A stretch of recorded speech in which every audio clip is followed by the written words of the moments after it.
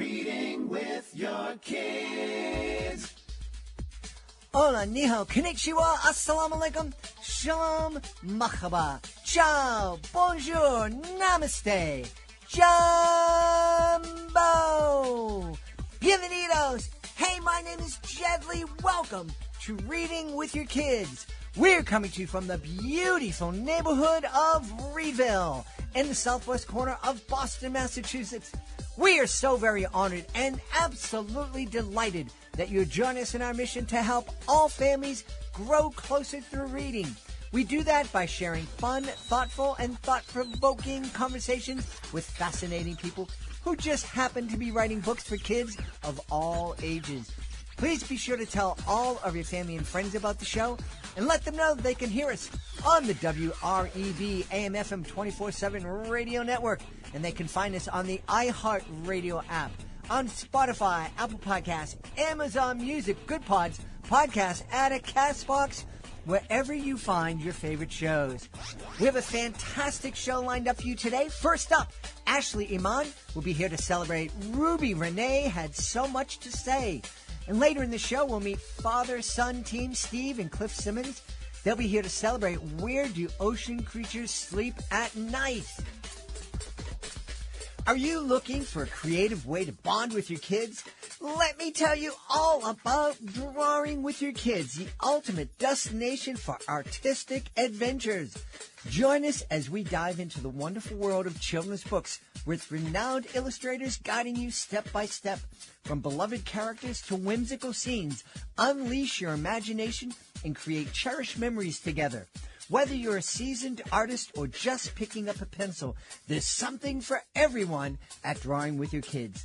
Please visit our website, readingwithyourkids.com, and click on the Drawing with Your Kids link at the top of the page and let the creativity flow.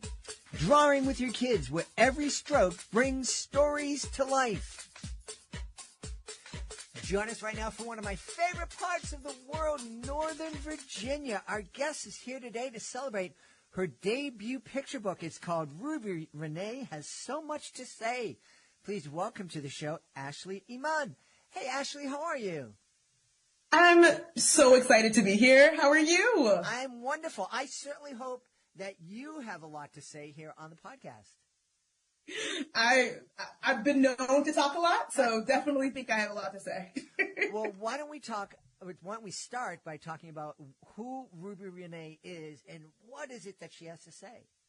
Yeah, Ruby Rene is just a curious little girl.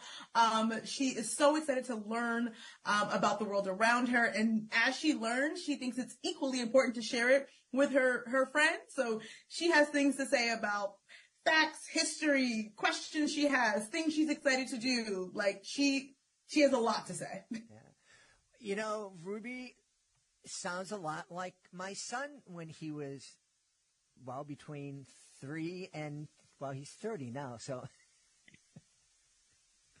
But, there are these kids, and again, my son was one of them, that just are so curious, and they observe so much, and they do want to share it. They want to process it and share it, and it's really wonderful to see. I used to have an expression, my son, why use 3 words when 300 are available? I love that. I love it. So is Ruby inspired by anybody in particular? It's me. Okay. I am Ruby. Yeah, I definitely was the little girl that was so excited to share, that got in trouble all the time in class for talking. You moved me to a different seat in the classroom. Joke's on you. I like this person too, and I can talk to them as well. So yeah, Ruby is very much based on my own childhood experience. Yeah, I think I was guilty of that too. I was very familiar with all the brickwork outside my 4th grade and my 8th grade classroom. But we're able to joke about it now, thankfully. A lot of kids aren't, because it kind of scars them. Me, I just didn't care that much. But it just points out to something that we've talked about here on the podcast a lot, is that, traditional school just ain't for everybody. It really isn't. Yeah. And I think that like part of the reason why I'm able to joke about it now is that like I became a teacher, right? And so I stopped talking after elementary school. I got enough of the negative feedback. I was tired of getting in trouble, tired of dealing with the consequences at home for getting in trouble. And so I just stopped talking, right? And so when I became a teacher and I had little rubies in my classroom, I was determined not to silence them in the way that I was silenced. But when you're the teacher in the room and you have lessons and things to get through, all of a sudden you see the other side, right? And so I think like for me, I began to understand their point of view a little bit more and started to kind of wrestle with, all right, so definitely can't talk all day and interrupt the lesson. But at the same time, like I want to encourage kids to talk. There has to be a way to do both. And what was the solution that you came up with? Yeah, I have come up with two, like, I think main solutions for this. I think the first is that we need activities for students to kind of like explore their passions and to be able to talk more about like things they're really excited about. So in Ruby's case, I'm not going to give it away, but like she finds an outlet where she's able to talk and share to her heart's content. I think for me, ideally that would have been some opportunity to like write. I went to a writing camp when I was a kid, or like some other kind of outlet, because like there are certain spaces in which we need to be quiet, right? Like that's okay. And I think the other piece of this though is as a teacher, you should not be doing the majority of the talking in your classroom, right? So when I'm observing teachers now, I'm like, oh, you are working too hard. I heard your voice way too much. There's 25 little friends in this classroom. I know that they had something exciting to share. You can actually share some of the load of like the intellectual rigor with your students. That's a really enlightened approach. I really like that a lot. I certainly agree with you. We've talked here on the podcast. Fourth grade was tough, but I love my teacher. Eighth grade, they kind of figured out a solution for me. They would just say to me, because I loved the library, and the librarian there was wonderful. And me and my buddies, we were making podcasts before there were podcasts. We would do these talk shows, and we'd record them on cassette tapes and share them. And the deal was, in my class, I'd do the work, and when I was finished, I could go to the library. And in the library, I could create. We could create movies and podcasts, and we could read and everything. They loved me at the library. I loved being there. And it was a perfect solution. And it sounds like you've been able to come up with a really enlightened solution to allow your kids to learn, to not be disruptive, but also to be able to get their thoughts out there. Yeah, and I think it comes a lot from like trusting your students. I worked at a Quaker school for 1 year. That was not my intent. I'm more of like a public school kind of teacher, but I kind of landed in this Quaker school for a year, and it was honestly one of the best places I've ever worked. And part of Quaker schools, like they do this thing called meeting for worship. And my first time I was like, what? How is this going to work? Like, who's in charge? There's nobody in charge. Who's going to lead it? But it's not like the kids, they all come sit down and like, if you feel so led to speak, you stand up and you speak. And I just was so nervous about what these high school kids were going to say in this setting, but it was also thoughtful and insightful, right? So like, we actually just have to trust that our students, given the right supports and set up in the right way, can actually take control and express their thoughts and lead us. Yeah. You remind me, I came up with a little routine in my magic show where I would hand out beads, and we were going to do something magical with the beads. But while the kids were holding on to them, I asked them to think about something they were thankful for.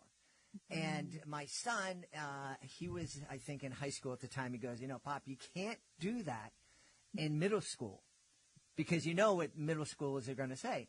Right. And I did that routine for years, thousands of times.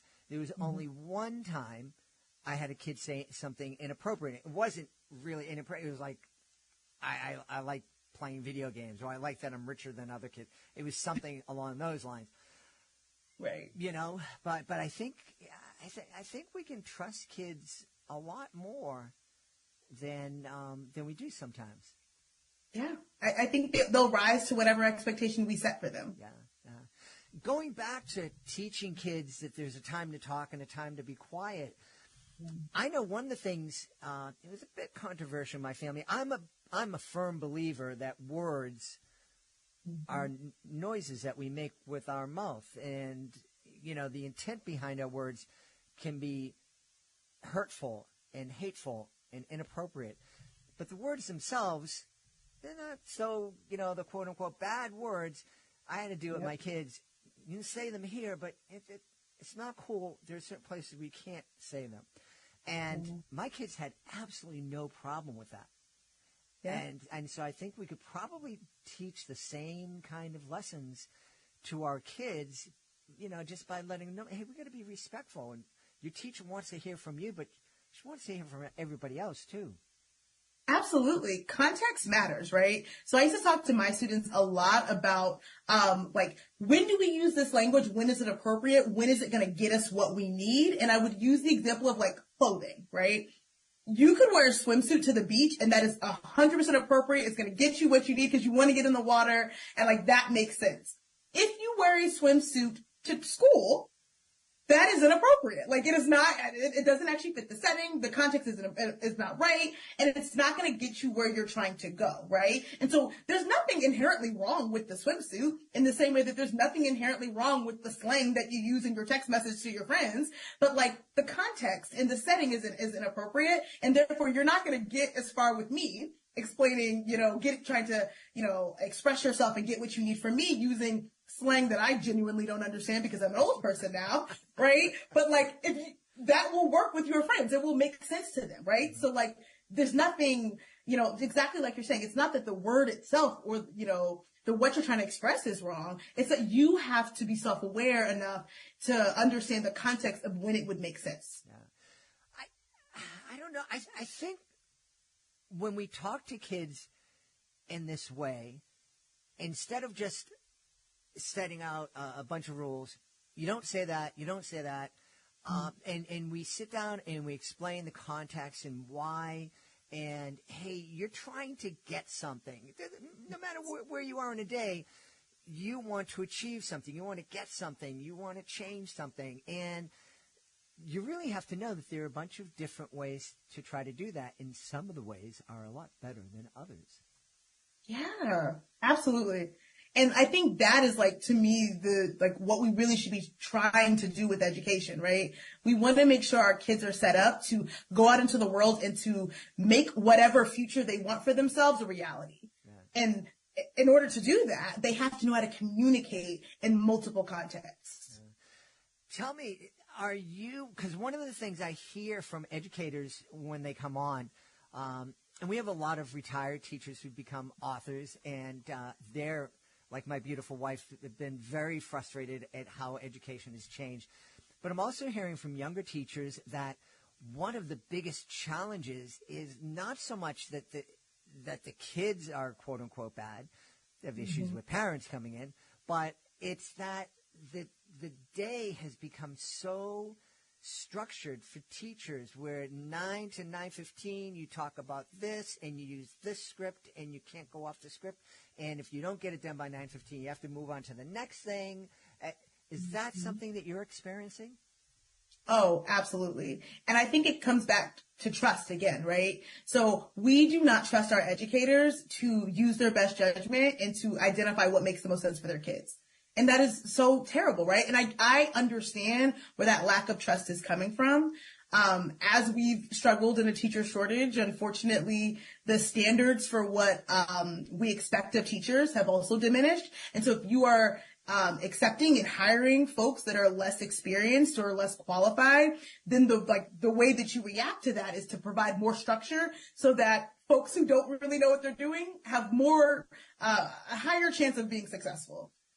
But I don't think that actually works, right? I think that instead of lowering the standards for entry into the profession, we probably should just increase our compensation and make the profession better for everybody so that you can attract the folks that are, excited about doing this work, and you can trust their judgment. Yeah. As you're describing it, I've heard that there's a model of education. I think it's called the Khan School. I'm not sure. But basically, kids go home at night. They look at a lesson on a video screen. That's their homework. They're learning in the homework. And then they come in and they talk about it with the teacher. Instead of the teacher being up in front of the class trying to get across a hard subject to 32 kids, some of them get it right away, some of them aren't going to get it, and there's a bunch of kids in the middle.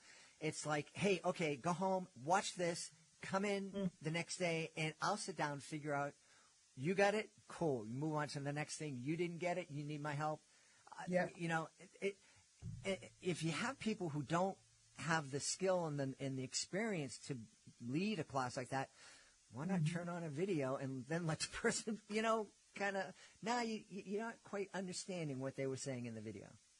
Yeah, I mean, I use that flipped classroom a lot.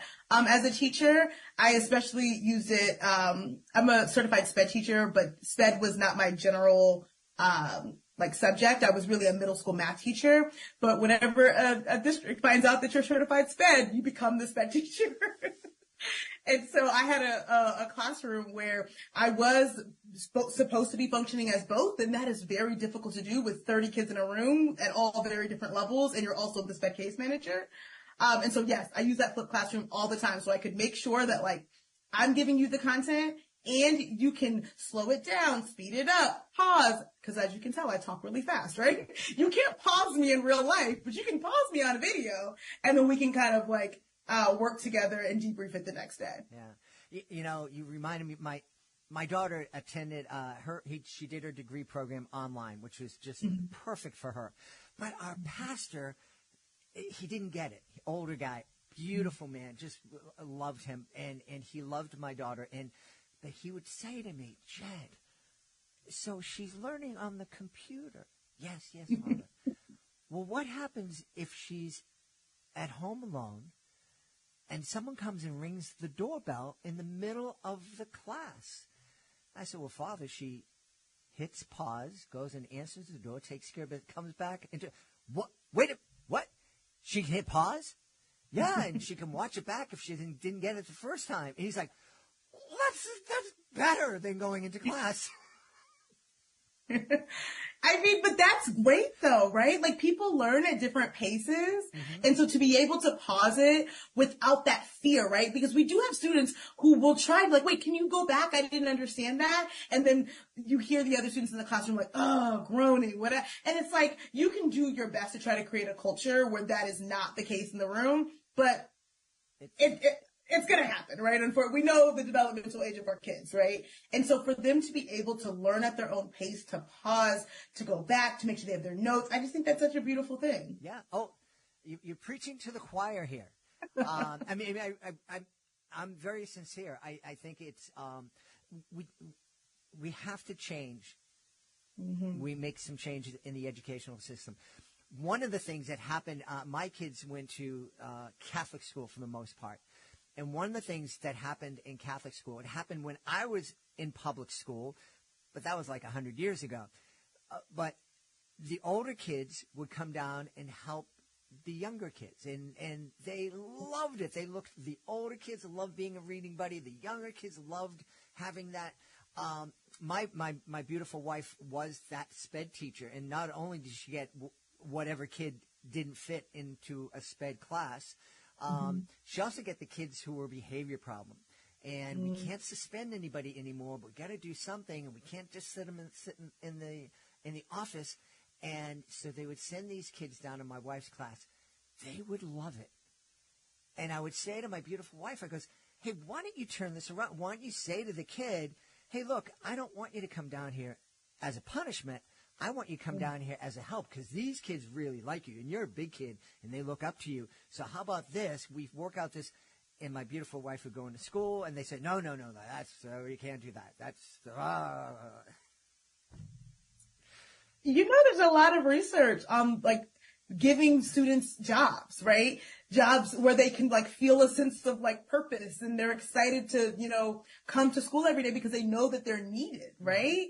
Oh, that breaks my heart that the district was not as open to that. Oh, wow. Well, I think we've talked about, some of the conversations families can have when they're reading. Ruby Renee had so much to say. What are some of the other conversations? Something that just jumps out at me, in addition to talking to kids about when it's appropriate and whatnot, talking about who's the Ruby Renee in your class? Absolutely.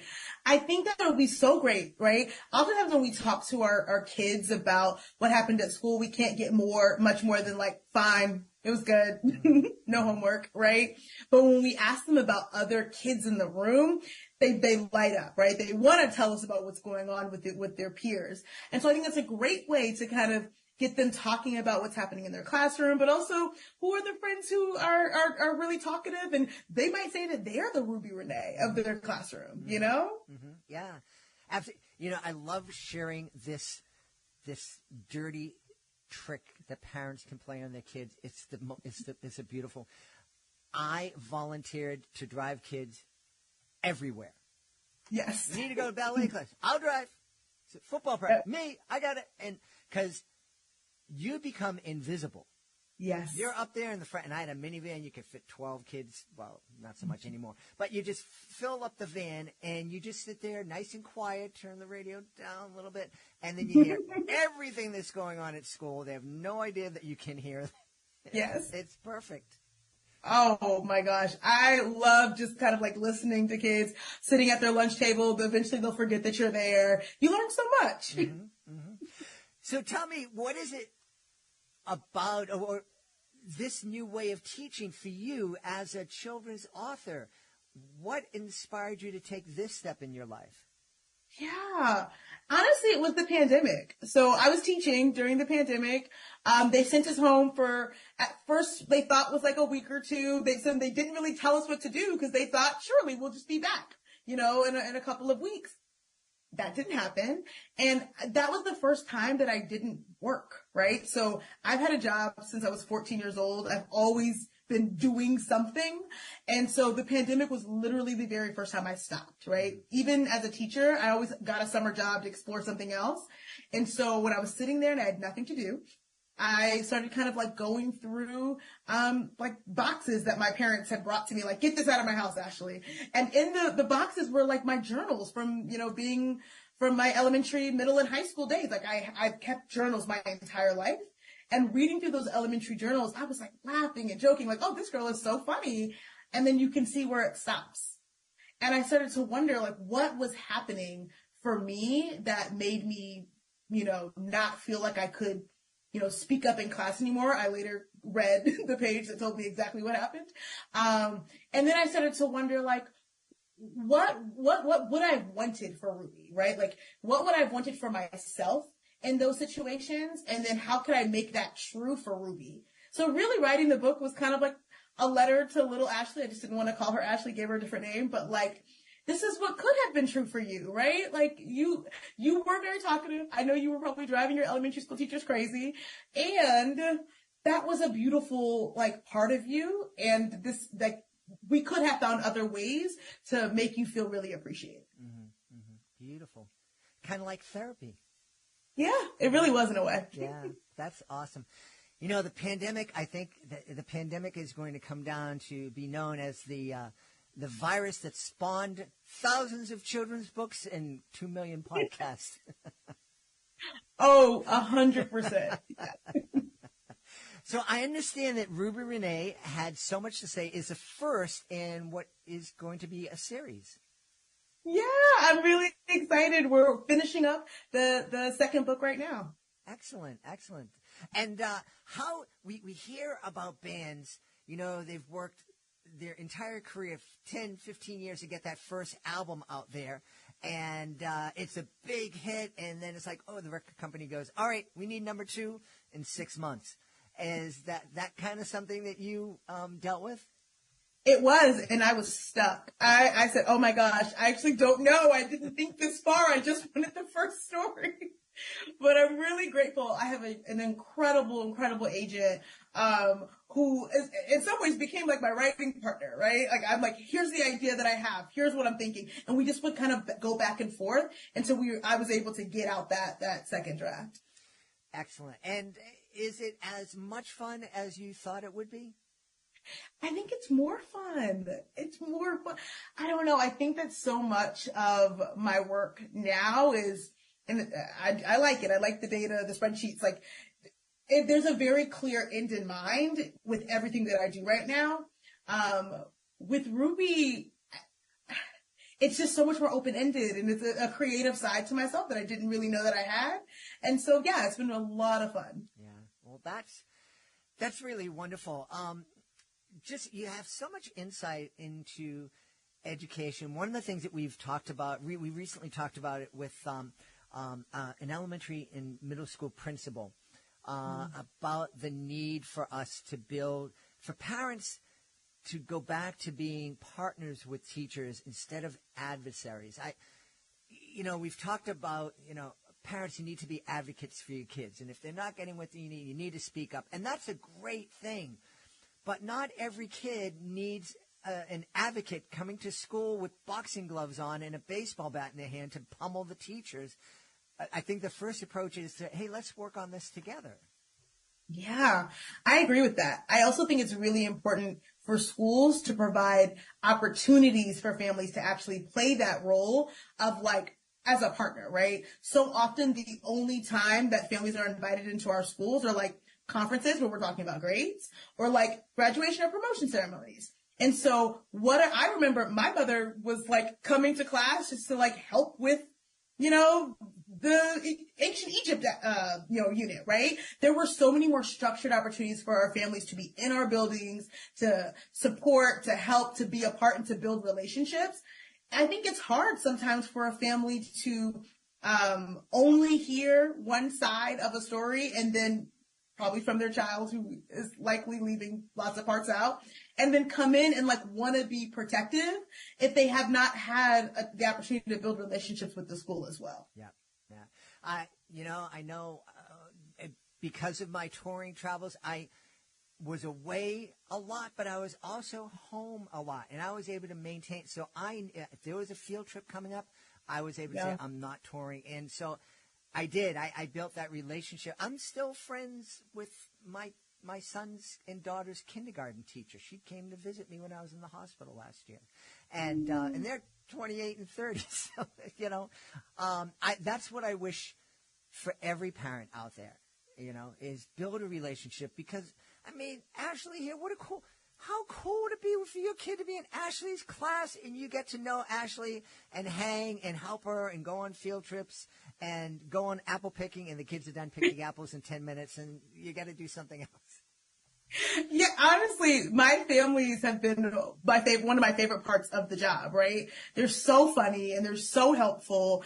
And I think it's because we work really hard to invite them in before we have to have difficult conversations. Mm-hmm, mm-hmm. And man, those difficult conversations are so much easier when you have a relationship. Absolutely. Yeah. Absolutely. Well, I am considering this the first step in our relationship, Ashley, because I absolutely want you to come back to celebrate the next book in the Ruby Renee series. Is that a deal? Absolutely. I cannot wait to return. Awesome. In the meantime, let's let everybody know where they can go to find out more about Ruby Renee Had So Much to Say. Yeah, you can find my website. It's just ashleyiman.com.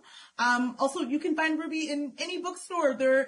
Support your local bookstores. And they are also at Amazon, Barnes & Noble, everywhere. Yeah. We've had a great time speaking to the author of Ruby Renee Had So Much to Say. It is the debut picture book from our guest, Ashley Iman. Ashley, thanks so much for being with us. Yeah, thank you for having me. Hey there, families! Are you looking for an exciting way to bond and learn together? Look no further than our STEM is Family Fun video series. Join us as we explore the fascinating world of STEM through hands-on activities right in your own home. Our series features lessons from experts at renowned institutions like the San Diego Children's Discovery Museum, the National Children's Museum in Washington, D.C., and Children's Museum Houston. From making homemade rainbow bridges to creating an oboe out of a straw, there's something for everyone in the family to enjoy. So grab your lab coats and get ready for an adventure. Go to readingwithyourkids.com and click on the STEM is Family Fun link at the top of the page and let the learning and laughter begin. STEM is Family Fun, where learning and bonding go hand in hand. Before we invite our guest into the studio, I would love to invite you to visit a very special website. It's clownswithoutborders.org. Clownswithoutborders.org. This is a group that I absolutely adore. I am part of Clowns Without Borders, and I had the honor of being part of the 2023 tour of El Salvador.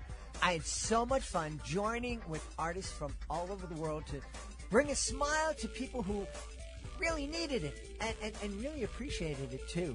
And we would love for you to join us as a monthly Joy Maker. The Joy Makers, they're a family of people just like you who love to laugh and make other people feel good. So please take a moment and visit clownswithoutborders.org and consider joining me as a Joy Maker. Join us right now. We have two wonderful guests helping us celebrate Earth Month. First, coming to us from the great state of Florida, the dad of the duo. Please welcome to the show, Steve Simmons. Hey, Steve, how are you? I'm doing great, Jed. Thank you so much. Very enthusiastic introduction, and I appreciate it. And joining us from New York, Steve's son, Cliff. Cliff, how's it going? Doing great. Excited to be on here. Thanks for having us. Steve, why don't we start with you? We're celebrating the latest in your Creatures series book, Where Do Ocean Creatures Sleep at Night? What kind of creatures are we going to be meeting in this book? You've got a great white shark. You've got a humpback whale. You've got a seahorse, a turtle. It was an interesting process to try to choose the creatures, like an octopus or a stingray. I guess it came down to which creatures we felt were visually interesting, as well as which creatures had interesting sleep habits. So, Cliff, don't you think that's the way we chose these? I do. And it was tough to narrow it down. We had a much longer list of ocean creatures that we were excited about. So at the end of the day, it was about narrowing it down, to the specific, ocean creatures that we thought would resonate the most, that people would be excited about, and also that certainly had interesting facts about their sleep habits. So it's been a great process. Now, Steve, what's the goal of the book? I'm guessing it's not just to introduce kids to this, how does a shark sleep? There's a kind of a bigger goal behind the series. Am I right about that? Yeah, well, it's kind of like Earth Day, and we were excited about several things.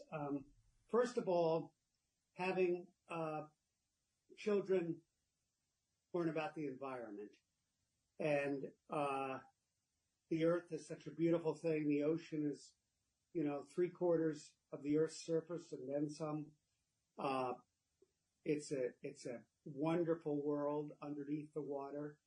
And we thought that having this with the wonderful illustrations of Ruth Harper would be a great way to have children appreciate the environment and appreciate the world of nature too. We thought that it's a way for a nice bedtime story for parents or siblings and their young children, or if children can read, children themselves, to read this book. It's a rhyming book, which Cliff and I worked very hard on. So we thought it would be a great way to kind of go to sleep. As you read about creatures sleeping, you'd go to sleep. And I think thirdly, I think we felt it was just a good way to celebrate the earth. At the same time, you kind of reinforce the importance of sleep, not only for animals, but for the creatures of the sea, but for young children. Yeah, yeah. You know, Cliff, Dad was talking about, getting to know the ocean and appreciating the ocean. I was amazed, doing the show here. We know so little about the ocean. It does cover the world, but when you think about it, we know about as much. I think we've explored 5% of the ocean or something like that. It's wild. Yeah, it's wild. And all the creatures in this book, of course, are ones that are well known. But even the ones that are well known, there's still these mysteries in terms of their sleeping habits and kind of their daily routines, right? So I can't even imagine in the future, as more and more of the ocean gets discovered, to your point, and including more and more creatures and species that I think are still a mystery. I can't imagine the interesting facts that'll continue to come up going forward. Yeah, that's you make a good point. We probably there's probably hundreds or thousands of creatures that are living in the ocean that we haven't even encountered yet. Yeah, it's wild. Yeah. And then there's, go ahead. No, and then there's the deep ocean, which the ocean can go several miles deep, and so many of those we're still discovering creatures we didn't know.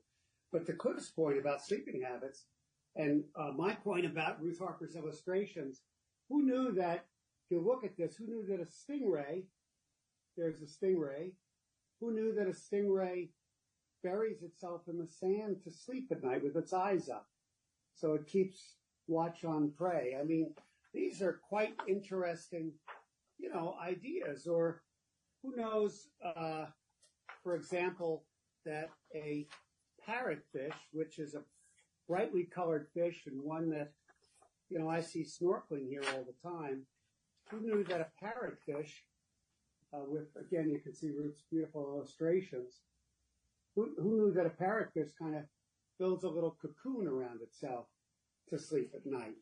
So, yes, the ocean itself, as you said, so much is undiscovered, but so many of the habits of the creatures, the ones in this book, which we know about, like a dolphin we know about, but so few people know that a dolphin sleeps with one half of its brain awake and an eye open and one closed. So, again, I think it's a very interesting approach. I'd also like to say that we're talking about the book. You can, we have a website, simmonsbooks.com, simmonsbooks.com, and you can see this book, the other creature books that we've done, and other books on that website. And then we have some of the illustrations and interesting pictures on Simmons Stories, our Instagram account at Simmons Stories. So, just again, if one wants to look further or get the book. Yeah. Now, Cliff, one of the things that I've heard over the years, you mentioned that sharks are one of the creatures that we find out about their sleep habits. I had heard that sharks don't sleep, that they have to keep moving or else bad things happen to them. So it's interesting. And Dad, you might even want to, if you don't mind, if you can pull it up and show it right there, because I think this is spot on, is that I think there's still a lot of kind of mystery and mystique around this, because as sharks are floating, I mean, if you don't mind, I would love to quickly just read out a couple of these lines and give you the exact answer here, right? Absolutely. Because this is one of our favorite ones, not just given the popularity of great white sharks, but actually just given how interesting this fact is. So, Dad, if you move it a little bit to your left, so that we can see the lines right there, I just want to read it out. To all the listeners, the great white shark is fast and strong. It hunts for food all day long. Its sharp teeth are scary and is a scary sight and can deliver a powerful bite. And then, Dad, if you go to the bottom right there, we'll see the last part.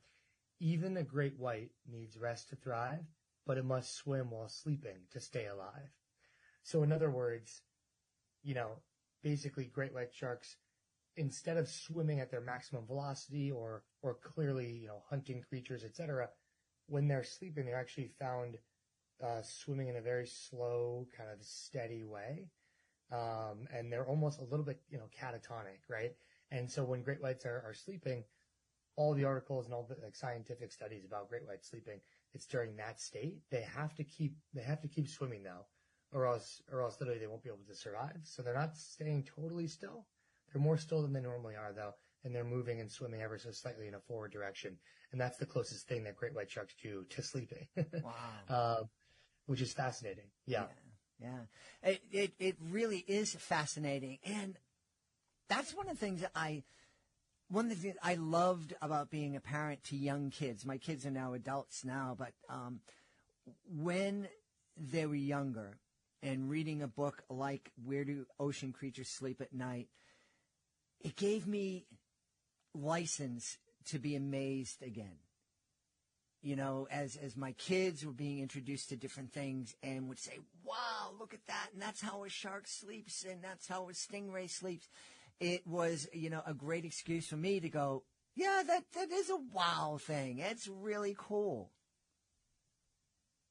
I think that's right. Yeah. I think one of the amazing things about young kids is that they, through their eyes, you're able to see the world anew. Right. And this is what you just said, I think, is a great example of that. Seeing their excitement about discovering these interesting facts, gets us even more excited, right? And kind of reminds us of the wonder of the world, by seeing them react in awe to these things. Yeah. Steve, why do you think it's so important for kids to develop a love for nature and this planet that we're living on? Well, we're at a especially challenging time for the environment. And we've got climate change going on that's heating the planet and can be quite dangerous. We've got some species disappearing or getting endangered, whether it's elephants being depleted, fish stocks dramatically depleted. And I think that to the extent we and our future generations of young children want to preserve the environment, preserve the species we have, and in many ways preserve the planet as we know it, it's important that they become very much in awe of our environment, in love, so to speak, with our oceans and our creatures. And I think it's important for the survival of the earth as we know it. Yeah. Cliff, one of the things that I used to love to do with my kids would be to sit out. We're in a very unique kind of place here. We live within the city of Boston, but we're as far away from downtown Boston as you can be and still be within the city limits. And on the other side of our property is a wildlife sanctuary. And so we're not living in an urban setting, but still it's not deep in the woods. But I would love to go out and sit underneath this big giant oak tree that we had and just imagine with the kids all the creatures that called that tree home. And when you thought about it, there were so many more than just the squirrels that we would see that would drive my wife up a wall because they'd come and they'd eat her flowers. But it was so much fun to do and to imagine. And one of the things we never imagined was how the animals slept. Yeah. Well, hey, look, I'm glad to hear that because hopefully this book and the previous ones gave you some interesting insights there. But I'm with you. Just being outdoors, particularly in non-urban settings, more so, is inspiring. It starts to stimulate these ideas and this excitement and kind of this interest in nature, and that resonates. What you said resonates a lot with me because for any of these books, and especially this recent one, about ocean creatures, my dad and I have spent a lot of time in the ocean together, growing up and even recently. And just being there yourself, I think, was a big part of the inspiration for us in being excited about this and thinking through some of these mysteries. Yeah. Steve, how did the idea of teaming up with your son to create this series of books come about? I would say about 5 or 6 years ago, as I was in my backyard in Connecticut, I started thinking about the creatures that I would see, kind of like you said, by a tree. And I would see squirrels and birds and butterflies and bumblebees. And I thought, wouldn't it be an interesting children's book for children to find out how these creatures that they see during the day, find out where they sleep at night, where do they go? And that was the genesis of it. And then I began writing it and researching it. The publisher Charles Bridge liked the idea very much. And working with Charles Bridge and this, as I've said, wonderful illustrator Ruth Harper, we created the first book, Where Do Creatures Sleep at Night? And then after that book came out, the second book, I asked Cliff to join me because he had so many good creative suggestions on the first one. And that was Where Do Big Creatures Sleep at Night? So, kids watch elephants or lions or giraffes, but how do they sleep? How does a giraffe sleep? How does a crocodile sleep? And that was the genesis for the second book. And then for this book, which is out in a few weeks, Where Do Ocean Creatures Sleep at Night? The concept was, as Cliff said, we both love the ocean. And we thought it would be so interesting to kind of look at where do ocean creatures sleep at night? How does a sea otter sleep, or a walrus, or a seahorse, or an octopus? And so that's the genesis of this. So they kind of all flow from where do creatures sleep at night, where do big creatures sleep at night, and where do ocean creatures sleep at night. Yeah. And that was kind of the genesis and how it flowed. Cliff, can we expect a Where Do Extraterrestrial Creatures Sleep at Night in the future? It's always possible. I wouldn't rule it out. we are always thinking about what the next version will be. So that would be an exciting one. Yeah. One of the things that we love to do here on the show is share different ways that parents, that families can talk about the environment, talk about how to protect the environment without scaring and terrifying kids. There's so much talk about climate change and whatnot, and a lot of the information, when I'm imagining, if a kid is out there and they're hearing, we only have until 2028 or 2030 to turn this thing around, or the world's going to end. When I hear stuff like that, my thought is, well, we can't get together to decide about this. How in the world are we going to come together as a planet to save things by 2030? So I just might as well give up. I don't want to terrify our kids. I want them to be hopeful, to fall in love with the planet, to be responsible.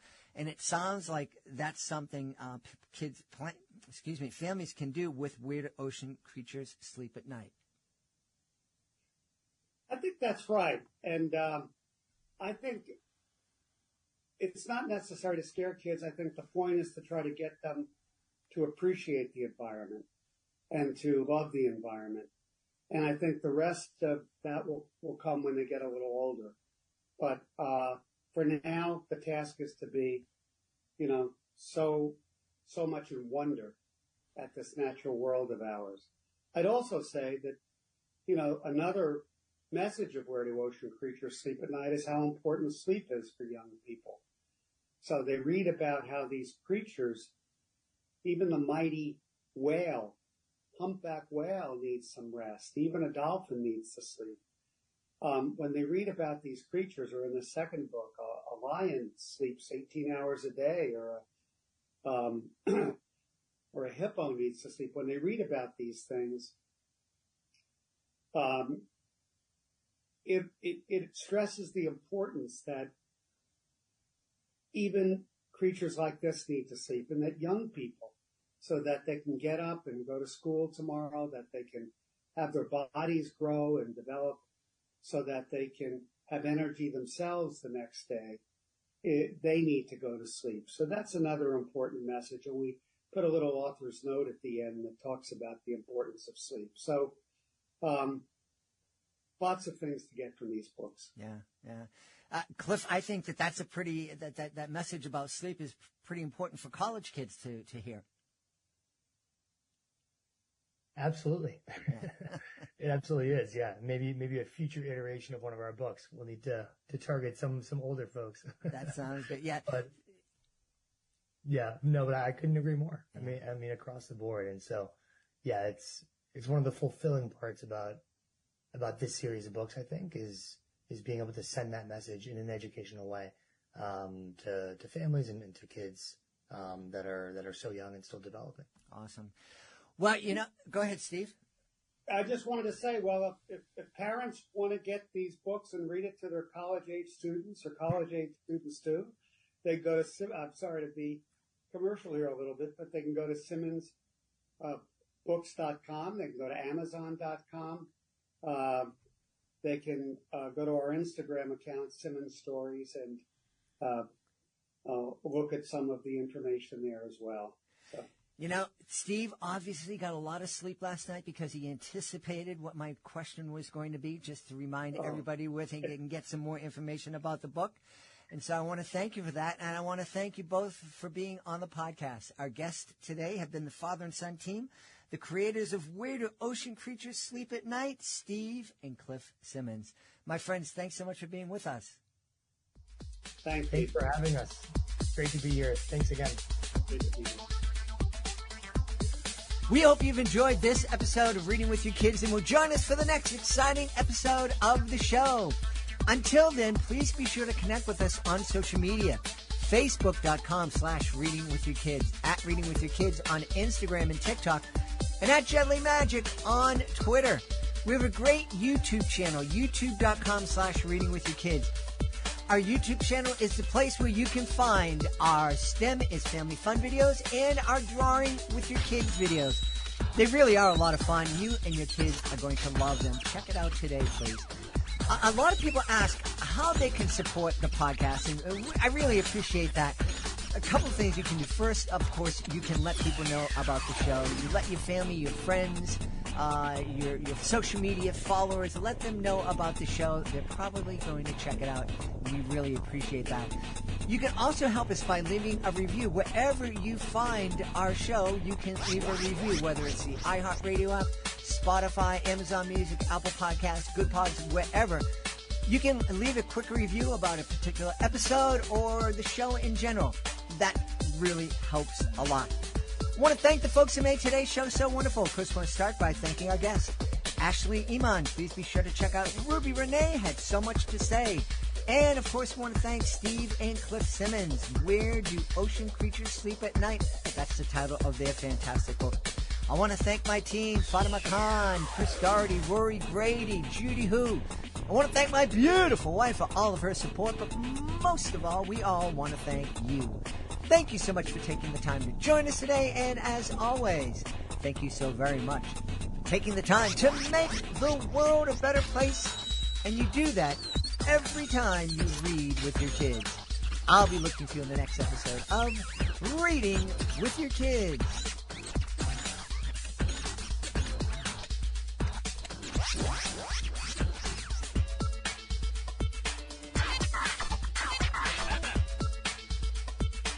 Thank you.